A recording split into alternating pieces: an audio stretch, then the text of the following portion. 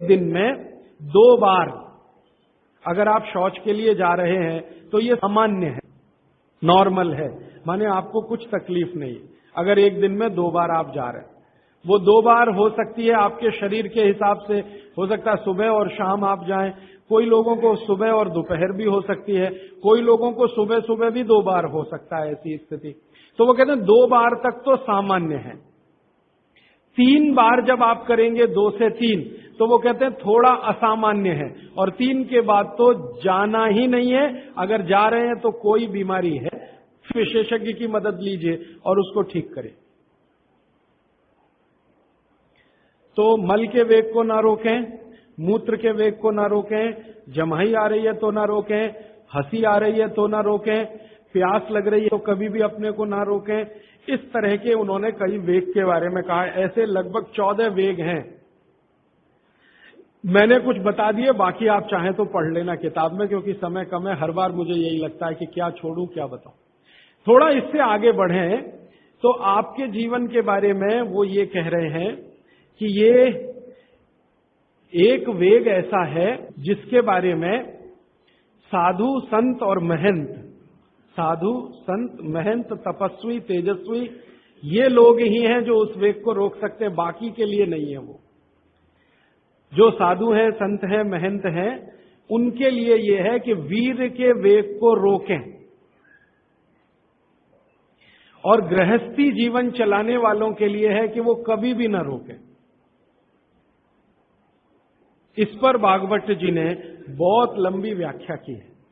साधु संत महंत महाराज साहब ब्रह्मचारी तेजस्वी तपस्वी, इस तरह के लोगों के लिए उन्होंने निर्देश किया है कि वो जरूर अपने वीर के वेग को रोकें, और अगर नहीं रोक पाते हैं तो उनकी साधुता, उनकी सन्यासी होने की बात वो कमजोर पड़ती है। और आप जैसे लोग जो गृहस्थी का जीवन जी रहे हैं, उनके लिए वीर के वेग को रोकना बहुत ही खतरनाक है। माने इसको उन्होंने काम वेग करके कहा है। काम वेग गृहस्थ लोगों को कभी रोकना नहीं चाहिए, और साधु संतों को हमेशा तपस्या करके उस पर कंट्रोल करने के लिए ही प्रयास करना चाहिए। तो साधु संतों का जो जीवन है वो पूरा जीवन शायद इसी में चला जाए तो भी वो कहते हैं कि निरर्थक नहीं है। अब क्यों उनको नहीं करना चाहिए, क्यों आपको करना चाहिए, ये विश्लेषण में जाऊंगा तो देर ज्यादा हो जाएगी। आपको संकेत रूप में मैं आपसे कह रहा हूं कि वीर का वेग, काम का वेग, वो कहते हैं सबसे खराब वेग है जो रोका तो आपके लिए। और साधु संत महंतों के लिए कहते हैं कि अगर उन्होंने नहीं रोका तो उनके लिए सबसे ज्यादा खराब। तो उनका प्रयास पूरे जीवन बसा होना चाहिए जो उसको रोक। अब उस प्रयास में ही उनकी दिनचर्या, उनकी ऋतुचर्या और उनकी आहारचर्या शामिल है। भागवत जी ने कई सूत्र लिखे हैं कि जो सन्यासी हैं, संत हैं, महात्मा हैं, उनकी दिनचर्या, ऋतुचर्या, आहारचर्या आपसे भिन्न है, होनी ही चाहिए। और आपकी दिनचर्या, ऋतुचर्या, आहारचर्या साधु संत और महात्माओं से भिन्न है, जो होनी ही चाहिए। दोनों जगह भिन्नता है, वो जान लेने के लिए आवश्यक है। तो हम कहते हैं ना, साधु संत और सन्यासियों के भोजन तीखे मसाले वाले ना हो, एकदम सादगी पूर्ण हो, ज्यादा उसमें घी तेल ज्यादा इस्तेमाल ना हो, वगैरह वगैरह। तो और आपके लिए बिल्कुल उल्टा, आपके भोजन में तीखे मिर्च मसाले हो तो चलेगा, घी तेल बहुत ज्यादा हो तो भी चलेगा। तो गृहस्थियों के लिए जो जीवन है, आहारचर्या, दिनचर्या और ऋतुचर्या का, और साधु सन्यासियों के लिए जो जीवन है, दिनचर्या, दोनों में बहुत अंतर है। इस पर लंबा विश्लेषण हो सकता है, समय की कमी। अब मैं आ जाता हूं, आपको जो कुछ मैंने अब तक कहा उसको जरा समराइज कर दो। जो कुछ अब तक कहा 6 दिनों में, उसको थोड़ा समराइज कर दूं। और इतना समरी जरा ध्यान से आप सुन लीजिए, नहीं तो फिर से लिख लीजिए। एक बार लिख चुके हैं तो दोबारा भी लिख लीजिए, कोई उसमें नुकसान नहीं होगा। हो सकता है याद ही हो जाए आपको, क्योंकि बार बार कोई चीज लिखे ना तो अच्छे से याद होती है। सुनने से तो होती है, उससे भी ज्यादा याद होती है लिखने से। हो सकता है आपको लगे कि ये तो आपने बोल दिया है, फिर भी मैं बोल रहा हूं क्योंकि मुझे आज पूरा बात सम अप करनी है, फिर बाद में प्रश्नों के लिए मैं जाऊंगा। आप एक साधारण गृहस्थ हैं। साधारण गृहस्थ से मतलब जो भागवत की परिभाषा में असाधारण कौन है?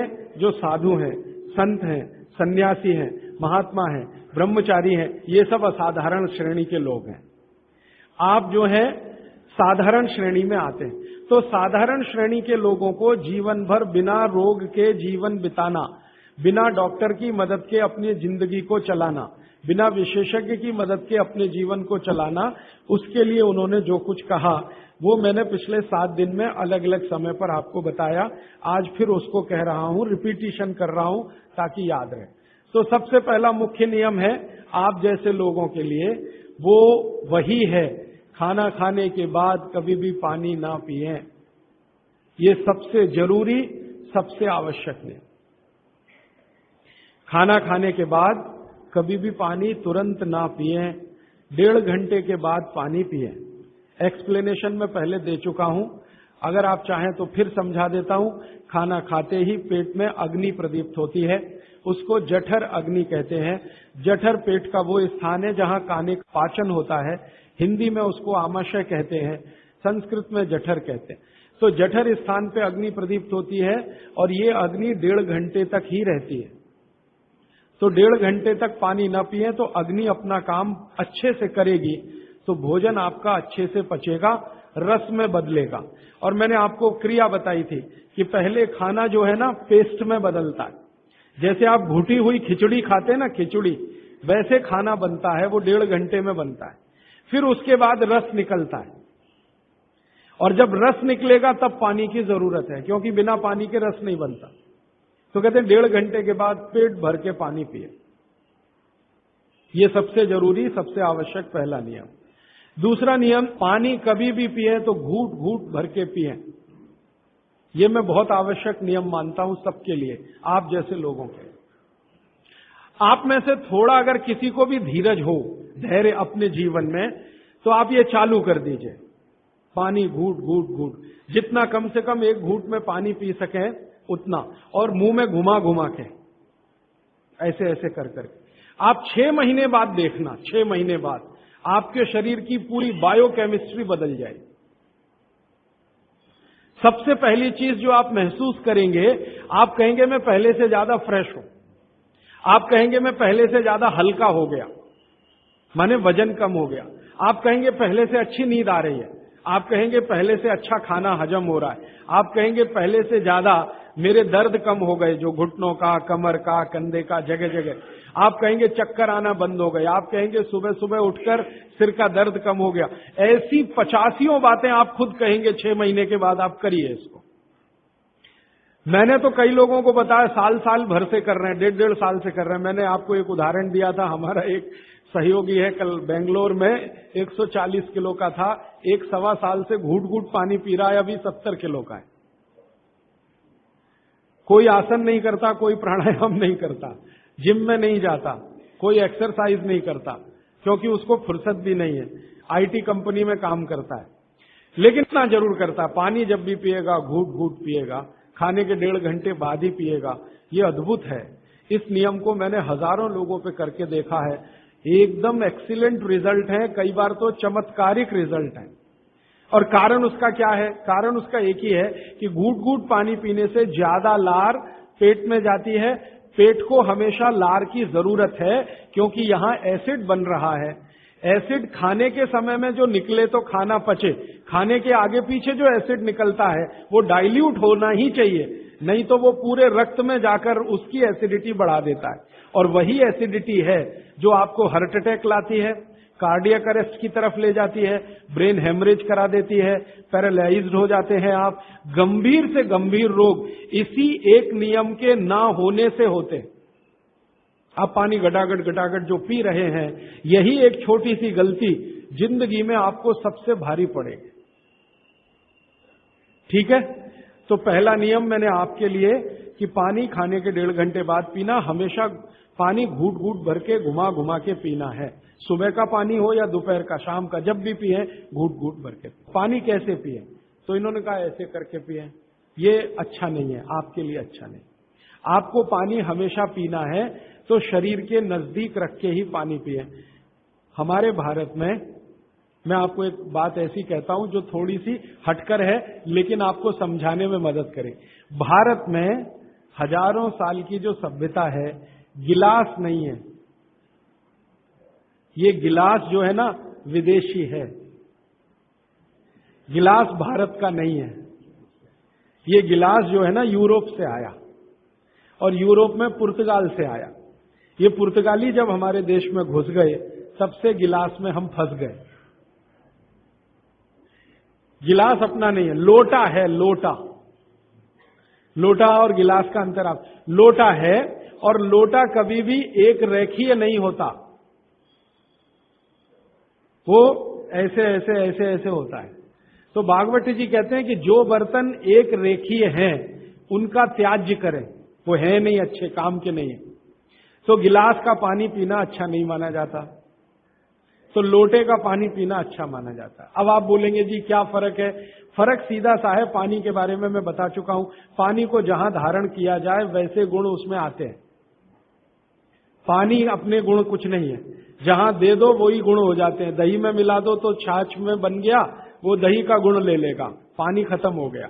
दूध में मिलाया तो दूध का गुण। तो लोटे में पानी जो रखा तो पात्र का गुण आएगा, लोटे का। अब लोटे का गुण क्या? लोटा गोल है ना, गोल है ना। और आप थोड़ा गणित अगर समझते हैं और विज्ञान समझते हैं तो हर गोल चीज का सरफेस टेंशन कम रहता है। हर गोल चीज का सरफेस टेंशन कम रहता है, क्योंकि सरफेस एरिया कम होता है। हर गोल चीज का क्योंकि सरफेस एरिया कम है, इसलिए सरफेस टेंशन कम है। इसको हिंदी में पृष्ठ तनाव कहते हैं। हर गोल चीज का सरफेस एरिया कम है तो सरफेस टेंशन कम है, और सरफेस टेंशन कम है तो जो पानी उसमें है उसका भी सरफेस टेंशन कम है। तो कम सरफेस टेंशन का पानी ही आपके लिए सबसे ज्यादा उपयोगी है। अगर सरफेस टेंशन बढ़ा हुआ पानी आप पिएंगे तो बहुत तकलीफ करने वाला है। सरफेस टेंशन बढ़ी हुई कोई भी चीज आप खाएंगे तो तकलीफ करने वाली है, क्योंकि उसमें शरीर को तकलीफ देने वाला एक्स्ट्रा प्रेशर आता है। तो गिलास का पानी और लोटे के पानी में जमीन आसमान का अंतर। इसी तरह से कुएं का पानी, कुआं गोल है ना, सबसे अच्छा। ये सारे साधु संत कुएं का ही पानी पीते हैं, आप जानते हैं। ना मिले तो बिहार कर जाते हैं, जहां कुआं मिलेगा वहां पिएंगे। देखा है ना आपने साधु संत, वो कुएं का पानी उनके लिए सर्वश्रेष्ठ है, क्योंकि कुआं गोल है, कुएं की सरकमफरेंस कम है और सरफेस एरिया कम है, इसलिए सरफेस टेंशन कम है। और सरफेस टेंशन कम होने से क्या होता है, पानी का एक गुण बहुत लंबे समय तक जीवित रहे। पानी का सबसे बड़ा गुण है सफाई करना। अब आपके लिए वो गुण कैसे काम में आ रहा है वो जरा देखिए। आपकी बड़ी आंत है और छोटी आंत है, आप जानते हैं कि उसमें मेम्ब्रेन है, कचरा उसी में जाके फंसता है, तो इसको निकाल निकाल के बाहर लाना पड़ता है। ये तभी संभव है जब सरफेस टेंशन कम वाला पानी आप पी रहे हैं। तो अगर सरफेस टेंशन बढ़ा हुआ पानी है तो ये कचरा बाहर नहीं निकालेगा। मैं इसको एक दूसरे तरह से समझाता हूं, कॉम्प्लिकेशन है लेकिन सरल समझा रहा हूं। आप एक एक्सपेरिमेंट करिए, आज घर जाइए और दूध लेके चेहरे पे लगाइए थोड़ी देर, और 5 मिनट बाद रुई से पोंछिए, तो रुई काली हो गई है ना। कैसे? अंदर का कचरा और गंदगी बाहर आया। कैसे बाहर आया? वो दूध ने बाहर लाया। अब दूध कैसे बाहर लाता है? दूध का सरफेस टेंशन सभी वस्तुओं में सबसे कम है। तो जैसे ही दूध आपने अप्लाई किया, दूध ने इस त्वचा के सरफेस टेंशन को कम कर दिया, क्योंकि जो वस्तु का जो गुण है दूसरे पर लगाओ तो वैसा ही आएगा। तो यहां दूध ने सरफेस टेंशन कम किया तो त्वचा थोड़ी सी खुल गई, और त्वचा खुली तो अंदर का कचरा बाहर निकल गया। यही क्रिया पानी करता है पेट में। यही सेम, आपने पेट में पानी डाला, बड़ी आंत और छोटी आंत का सरफेस टेंशन इसने कम कर दिया, तो बड़ी आंत और छोटी आंत थोड़ी खुल गई, और खुली तो सारा कचरा उसमें से बाहर आ गया। और हाई सरफेस टेंशन का पानी पिए, ज्यादा सरफेस टेंशन का, तो आंतें सिकुड़ेंगी, क्योंकि तनाव बढ़ेगा। तनाव बढ़ते समय चीज सिकुड़ती है, तनाव कम होते समय चीज खुलती है। तनाव बढ़ेगा तो सारा कचरा आंतों में अंदर बंद हो जाएगा। अब यही आपको मूलव्याध, बवासीर, भगंदर सब करेगा। इसलिए सरफेस टेंशन कम वाला ही पानी पीना, लोटे का पानी सबसे अच्छा माना जाता है। गोल कोई भी वस्तु आपके घर में है उसमें रखा हुआ पानी पीना सबसे अच्छा माना जाता है। तो गोल कुएं का पानी है तो बहुत अच्छा है, गोल तालाब का पानी हो, तालाब भी गोल होते हैं ना, तो गोल तालाब का पानी बहुत अच्छा, गोल कुएं का पानी बहुत अच्छा। तालाब से छोटी एक पोखर होती है, पोखर, अगर पोखर गोल है तो उसका पानी बहुत अच्छा। नदी के पानी की तुलना में हमेशा कुएं का पानी अच्छा, क्योंकि नदी में गोल कुछ भी नहीं है, वो लंबी है, तो वहां का पानी हमेशा हाई सरफेस टेंशन वाला है। और नदी से ज्यादा खराब समुद्र का, और सबसे अच्छा पानी लोटे का। लोटे जैसी कोई भी गोल चीज है तो अच्छा। अब आप इसको प्रकृति में भी महसूस करेंगे, बारिश का पानी गोल होके ही नीचे आता है, माने बूंदें सब गोल हैं, क्योंकि उनका सरफेस टेंशन हमेशा कम है। तो ये विश्लेषण लंबा चला जाएगा, लेकिन मैंने यहां जो आपको याद दिला दिया वो ये कि पानी पी रहे हैं तो गिलास में ना, ज्यादा अच्छा है लोटे में पिएं। तो लोटे वापस लाएं घर में, लोटे ही निकल गए, अब गिलास घुस गए, और लोटे निकले ना तो लाखों कारीगरों की जिंदगी खत्म हो गई जो लोटे बनाते थे। खत्म हो गए कि नहीं? कसेरे खत्म हो गए। गांव गांव में कसेरा शब्द समझते हैं? वो ठोक पीट के लोटा बनाने वाले आदमी को कसेरा कहते हैं। वो पीतल के लोटे बनाते थे, कांसे के लोटे बनाते थे, सब मर गए बेचारे हमारे गिलास के चक्कर में। तो भागवत जी को अगर मानना है तो लोटा लाए, गिलास थोड़े कम करें, पानी लोटे का बहुत अच्छा। आगे बढ़े, पानी कभी भी खड़े होकर ना पिए, ये मैंने पहले बता दिया है, फिर रिपीट कर रहा हूं, हमेशा बैठ के पिए। फिर उसके आगे का एक सूत्र है कि ठंडा पानी कभी ना पिए। और इस ठंडे पानी का ये यहां पर भी एक विश्लेषण में नया दे दूं आपको कि हर ठंडे पानी का सरफेस टेंशन बढ़ा हुआ होता है। हर ठंडे पानी का सरफेस टेंशन बढ़ा हुआ होता है, और हर गुनगुने पानी का सरफेस टेंशन कम होता है, और कम सरफेस टेंशन का ही पानी आपको पीना है। इसलिए ठंडा पानी ना पिए। एक विश्लेषण में पहले दे चुका हूं कि पानी जैसे ही आप ठंडा पिएंगे उसका गुण है कि वो हर चीज को ठंडा करे। तो पेट को ठंडा करने की वो कोशिश करेगा। पेट ठंडा हुआ तो सारे ऑर्गन्स ठंडे हो सकते हैं और आप मर सकते हैं। तो पानी को पेट गर्म करेगा, फिर आप ये जान लीजिए। और पेट पानी को गर्म करेगा तो अतिरिक्त ऊर्जा लगेगी उसको, और वो ब्लड में से ही आएगी, तो सारा ब्लड पेट की तरफ दौड़ेगा।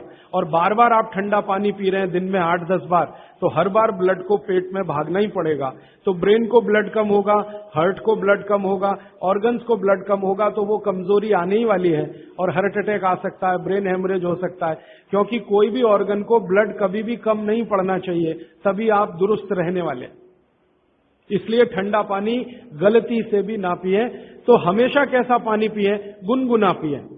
एक समय के लिए भागवत जी ने कहा है कि जब बहुत तेज गर्मी पड़ती हो, आपके यहां तो पड़ती है मार्च, अप्रैल, मई, जून, तो वो कहते हैं कि मिट्टी के घड़े का पानी पिए। मिट्टी के घड़े के पानी को गुनगुना करने की जरूरत उतनी नहीं है, क्योंकि मिट्टी से ज्यादा शुद्ध पानी को करने वाली दूसरी कोई वस्तु दुनिया में नहीं।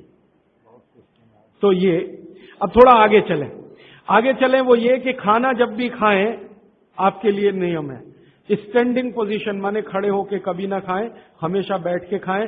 बैठने की स्थिति ये सबसे अच्छी है। कुर्सी पे भी अगर मजबूरी में बैठ रहे हैं तो इसी स्थिति में बैठ के खाना, नहीं तो जमीन पे तो बहुत ही अच्छा है। फिर उसके बाद एक नियम जो आपको जरूर पालन करना चाहिए, बहुत आवश्यक है आपके लिए, कि दो विरोधी वस्तुएं साथ में कभी ना खाएं। आप जैन हैं तो आपको तो सब अच्छे से समझता, भक्ष और अभक्ष का ज्ञान सभी साधु महाराज देते हैं, साध्वी जी देते हैं। दूसरे लोगों के लिए कह दूं, दूध और दही साथ में नहीं खा सकते, विपरीत है। हालांकि दूध से ही दही बनता है, लेकिन दूध और दही की प्रकृति एकदम अलग है। दूध कुछ और काम करता है, दही बिल्कुल अलग काम। तो दूध दही साथ में ना खाएं। दूध और दही की बनाई हुई कोई भी वस्तु साथ में ना खाएं। खीर खा रहे हैं तो दूध की है तो कढ़ी नहीं खा सकते, कढ़ी खा रहे हैं तो दही की है तो खीर नहीं खा सकते। कुछ भी ऐसी वस्तु जिसमें दूध और दही उपयोग है वो साथ में नहीं। एक इसी तरह से शहद और घी आपके लिए बिल्कुल वर्जित है। आप बिल्कुल साथ में ना खाएं। शहद अलग खाएं, घी अलग खाएं। शहद ना खाएं तो भी चलेगा, गुड़ खाएं। अच्छा, ये बड़ी विचित्र स्थिति है, गुड़ और घी साथ में जरूर खाएं, शहद घी साथ में ना खाएं। गुड़ को बेहतर तरीके से अगर खाना चाहते, गुड़ तो वैसे ही सबसे बेहतरीन चीज है दुनिया की, लेकिन और बेहतर बनाना चाहते हैं तो उसमें जरूर घी मिला के खाएं। तो गुड़ घी चलता है, शहद घी नहीं कभी भी। इसी तरह का एक नियम है कि जैक फ्रूट माने फणस, कटहल दूध के साथ सबसे खतरनाक है। और मैंने कहा खट्टे फल जितने भी हैं, संतरा है, मौसमी है, वगैरह वगैरह, ये दूध के साथ बिल्कुल नहीं चल सकते। एक ही फल है, बागवती जी कह रहे हैं, जो खट्टा भी है और दूध के साथ जरूर खाएं, वो आंवला है। आंवला ये जरूर दूध के साथ खाएं। इसके आगे का एक नियम है, वो द्विदल वाला एक नियम तो बता ही दिया, द्विदल और दही ना खाएं। और मजबूरी है कोई खाने की तो दही को गर्म करें, माने बघारें, तासीर उसकी गर्म करें, फिर आप खाएं, नहीं तो नहीं खाएं तो अच्छा है। द्विदल खा रहे हैं तो 1-1.5 घंटे बाद दही खाएं। छाछ अगर खा रहे हैं द्विदल के साथ तो 1-8 घंटे के बाद पी लें। और अगर पीनी ही है तुरंत, प्यास नहीं रुक रही है, तो छाछ को बघारें, माने उसमें अजवाइन हो, थोड़ा जीरा हो, हींग हो, उसका छोंक लगाएं तो उसकी तासीर बदलती है, तो आप ले सकते हैं। और इसके आगे का एक नियम कि सुबह का खाना 9:30-10 बजे तक, क्योंकि उस समय जठर अग्नि सबसे ज्यादा तीव्र है। और शाम का खाना 5-6 बजे तक। ये मैंने आपके हिसाब से कैलकुलेशन किया। भागवत जी ने कहा इसमें जलवायु का, मौसम का ध्यान रखना है। तो आपके हिसाब से, माने आप चेन्नई में हैं तो 9, 9:30, 10 बजे तक भरपेट खाना खाएं, शाम को 5-6 बजे तक भरपेट खाएं। बीच में अगर आप कहते हैं जी भूख लगी तो कुछ फल खा लें, नहीं तो अच्छी चीज भागवत जी ने जो कही है, सुबह का खाना जो 9-10 बजे खाएं, शाम का 5-6 बजे, उनको बीच में भूख लग रही है तो कहते हैं चना और गुड़ खाएं, शेंगदाना और गुड़, माने मूंगफली और गुड़ खाएं, माने उस समय आप चिक्की खाएं, क्योंकि गुड़ और चना, गुड़ और मूंगफली उसमें है। दोपहर को अगर भूख लग रही है, चिक्की आप चाहें तो अच्छी भी खा सकते हैं, माने ज्यादा भी खा सकते हैं। बस एक ही तकलीफ ध्यान में रखें कि जब चिक्की और गुड़ ज्यादा हो जाए तो थोड़ी सोंठ चाट लें या थोड़ी सोंठ खा लें, तो उसका जो तासीर है वो तुरंत बदल जाता है। नहीं तो ज्यादा चिक्की खा ली तो नाक में से खून आ सकता है। तो नाक से खून ना आए, थोड़ी सोंठ या अदरक, सोंठ इस्तेमाल करते हैं तो सोंठ, नहीं तो अदरक, उसके साथ लें। फिर आगे भागवत जी कहते हैं कि आपके भोजन का आपके जो वातावरण से बहुत रिश्ता है। आप जिस वातावरण में रह रहे हैं उसका ध्यान हमेशा रखें। अब मान लीजिए आप मद्रास में रह रहे हैं, तो मद्रास के आसपास का जो वातावरण है ये गर्म है। गर्म वातावरण में गेहूं नहीं हो सकता, गेहूं को होने के लिए ठंड चाहिए। तो निश्चित रूप से चेन्नई के आसपास किसी खेत में गेहूं अच्छा होगा नहीं। कोशिश करेंगे तो तब अच्छा होगा जब ठंड बढ़ जाए, क्योंकि गेहूं ठंड की फसल है, गर्मी की नहीं। गर्मी की फसल जो है वो चावल है, धान है, चावल है, बाजरा बहुत गर्मी की फसल है। ये राजस्थान में रहने वाले सब लोग जानते हैं कितनी गर्मी है राजस्थान में, और वहीं बाजरा सबसे अच्छा होता है। कच्छ में, सौराष्ट्र में कितनी गर्मी है, बाजरा सबसे अच्छा वहीं होता है। तो गर्मी की जो फसलें हैं वो धान है, बाजरा है और जौ है, जवारी है। जवारी आप समझते, ज्वार। तो ये सब आपके लिए अच्छे हैं। यहां चेन्नई में आप रहते हैं ना, ज्वार की रोटी खाएं, बाजरे की रोटी खाएं, गेहूं की कम, ना खाएं तो भी चलेगा। जो यहां हो रहा है वो ज्यादा खाएं। अब आप बोलेंगे गर्मी में भी बाजरे की रोटी खाएं, ना खाएं, क्योंकि बाजरा वैसे तो गर्म है, लेकिन गर्मी में भी खाना है। मान लो आपको स्वाद है, छूट नहीं रहा है, जगह छूट गई है, स्वाद नहीं छूटता। मन हमारा अभी भी राजस्थान में है या कच्छ में है या सौराष्ट्र में, कुछ मजबूरी है कि हम यहां रह रहे हैं। अगर ये मजबूरी खत्म हो जाए तो आप सब भागेंगे यहां से। मजबूरी कैसी, कच्छ में, सौराष्ट्र में इतना ही पैसा आ जाए तो आप सब चले जाएंगे, क्योंकि मन जो है ना छूटता नहीं है, स्थान से लगा रहता है, स्वाद मन के साथ जुड़ा हुआ है। तो स्वाद के लिए ही अगर बाजरा खाना चाहते हैं तो बिना गुड़ के ना खाएं। यहां पर चेन्नई में गुड़ और घी के साथ बाजरे की रोटी आप खा सकते हैं, गुड़ और घी के साथ जवारी की रोटी आप खा सकते हैं। ज्यादा आप खाएं तो चावल आपके लिए, धान जो यहां होता है वो सबसे अच्छा है। तो तासीर ध्यान रखें, आबो हवा का ध्यान रखें, वातावरण का ध्यान रखें, हर बनाते समय भोजन में और खाते समय भोजन। ये कुछ सूत्र हैं जो बहुत आवश्यक हैं आपके लिए, मैं मानता हूं, जो मैंने आपको पिछले एक 45 मिनट या 30 मिनट में जो रिपीट किए, जिनको मैं बहुत आवश्यक मानता हूं। और इसमें से एक सूत्र छूट गया जो बहुत आवश्यक, सुबह सुबह उठकर पहले पानी पिए, सुबह सुबह उठकर पहले पानी पिए। कारण मैं बता चुका हूं कि उठते ही आपके मुंह में जो लार बन रही है वो बहुत बहुत बहुत कीमती है, उसकी कीमत लगा नहीं सकते आप, वो एकदम अमूल्य चीज है, वो अंदर ही जाए तो अच्छा है। तो आप उठते ही पानी पीने का नियम बनाएं। कितना पानी पिए, मैंने बताया था 18 से कम उम्र के जो बच्चे हैं उनको लगभग 1.5 से 2 गिलास, 60 से ऊपर के जो बुजुर्ग हैं उनको भी 1.5 से 2 गिलास, और आप जिस उम्र में हैं 18 से 60 तो कम से कम 3 गिलास। पीने का तरीका वही है, सिप सिप सिप सिप करके पीना। और ये सुबह का पानी अकेला पानी है जो बिना प्यास के भी पीना। जी, ये मुख्य नियम मैं मानता हूं आपको जरूर धारण करने चाहिए। और मेरी एक दूसरी गुजारिश है, आप जितने भी लोग बैठे हैं इन सब नियमों को पालन करें। आज से कुछ ने तो शायद शुरू भी किया है 2-3 दिन से, जरूर पालन करें। हो सकता है कि 6 महीने के बाद, 8 महीने के बाद मेरी आपकी फिर मुलाकात हो, तब आप मुझे इसकी रिपोर्टिंग करें। रिपोर्टिंग करें क्यों? मैं आप सबको भागवत का चेला बनाना चाहता हूं। मैं ये चाहता हूं, मैं विनम्रतापूर्वक कह रहा हूं, मैं ये चाहता हूं कि जो ज्ञान मैंने 6 साल में लिया, ये साल भर में आपके पास पूरा पहुंच जाए। क्यों? आप तो इसको अपने जीवन में पालन करके स्वस्थ रह ही सकते हैं, अपने परिवार को भी रख सकते हैं और पड़ोसियों को भी रख सकते हैं। और भागवत ने कहा है कि जो अपने दुखों को दूर कर ले और दूसरों के दुखों को दूर करने का काम करे, वो ही मोक्ष का भागी है, माने भागीदार हो सकता है। तो मैं चाहता हूं आप सब मेरे साथ मोक्ष में चलें, वहां भी हम यही करेंगे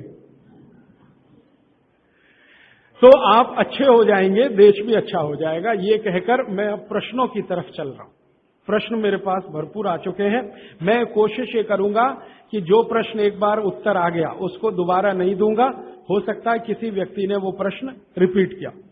ज्यादातर प्रश्न जो हैं वो रोगों से संबंधित हैं, इस रोग में क्या करें, उस रोग में क्या करें।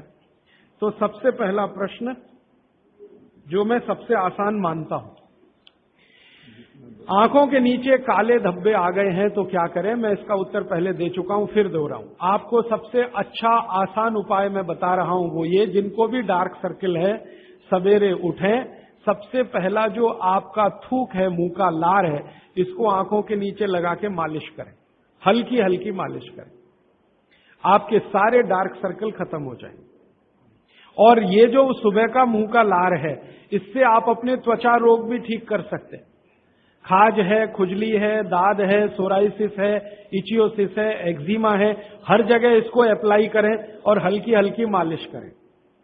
कोई कहेगा कि बहुत ज्यादा शरीर में है तो इतना तो थूक बनता ही नहीं है और पूरे शरीर पे लगाना पड़े तो ऐसी स्थिति में आप मुझे व्यक्तिगत रूप से शाम को 4 बजे मिलें। मैं आपको एक ऐसी दवा बता दूंगा या लिखा दूंगा जो थूक भी बढ़ा देगी और आपकी शरीर की खाज, खुजली, दाग, धब्बे सब मिटा देगी। वो व्यक्तिगत है।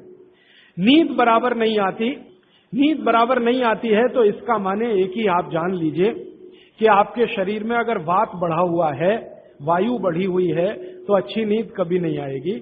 तो इसके लिए बहुत सरल उपाय मैंने बताया था। रात को गाय का घी हल्का गर्म करके दोनों नाक में डाल के सोएं। गाय का घी हल्का गर्म करके जब वो तरल हो जाए उतना ही गर्म करें और एक एक बूंद दोनों नाक में डालें और हल्के से खींचें, ज्यादा तेज नहीं, बस इतना करेंगे अंदर चला जाएगा। बहुत खींचने की जरूरत नहीं, क्योंकि आगे चला जाएगा, जहां नहीं जाना चाहिए वहां भी चला जा सकता है। तो हल्का खींचकर छोड़ दें और सो जाएं, भूल जाएं। फिर नींद बहुत अच्छी आएगी, खर्राटे बिल्कुल बंद हो जाएंगे, स्नोरिंग बिल्कुल खत्म हो जाएगी। नींद के समय जो खराब सपने आ रहे हैं वो सपने कभी आएंगे नहीं। अच्छे ही सपने आएंगे जब भी आएंगे। रात में नींद कभी खुलेगी नहीं, 6 घंटे के पहले आप उठेंगे नहीं कम से कम। रात की नींद खुलने का एक वो तकलीफ आ गया ना, पेशाब आती है नींद खुल